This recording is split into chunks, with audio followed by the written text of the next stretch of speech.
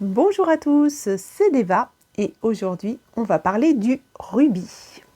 Le rubis fait partie des pierres précieuses. Il est de la famille des corindons, donc les corindons rouges uniquement parce que les autres corindons sont appelés des saphirs. La couleur rouge est due au chrome qu'il contient et c'est une pierre extrêmement dure. Alors il y a une variété de rouges différents bien sûr, la plus connue étant sans aucun doute le fameux sang de pigeon, mais vous avez plein d'appellations qui ont souvent rapport à la situation géographique.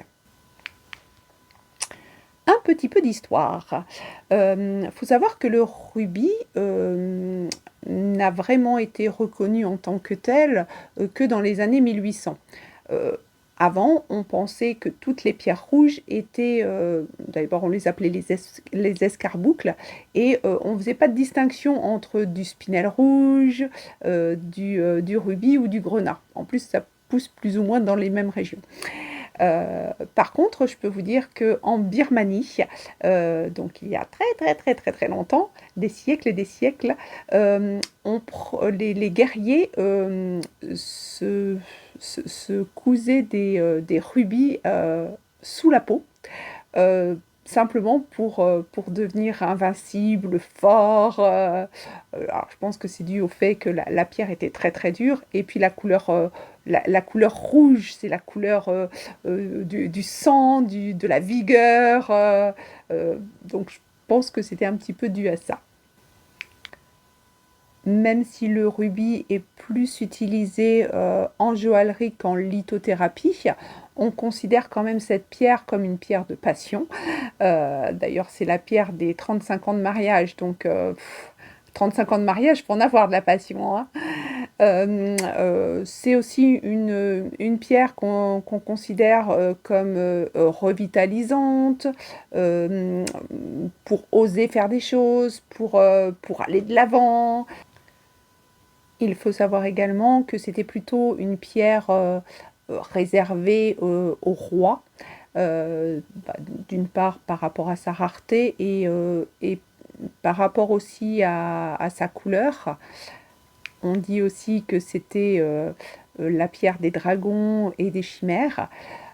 Donc il y a tout un tas de légendes, ce serait un petit peu long pour tout détailler, mais c'est assez intéressant. Et pendant très longtemps, en fait, ça a été vraiment la pierre de la royauté. Il y a eu beaucoup de bijoux de la couronne. Très souvent, d'ailleurs, c'était des spinels rouges, hein, mais bon, ça, c'est une autre histoire. Donc voici à quoi ressemble un rubis brut, en fait. Voilà, avant qu'il soit taillé et facetté. Pour ma part, mon ressenti avec le rubis. Alors déjà, comme il contient du chrome, ça va être bénéfique pour les gens qui ont par exemple du diabète ou du cholestérol.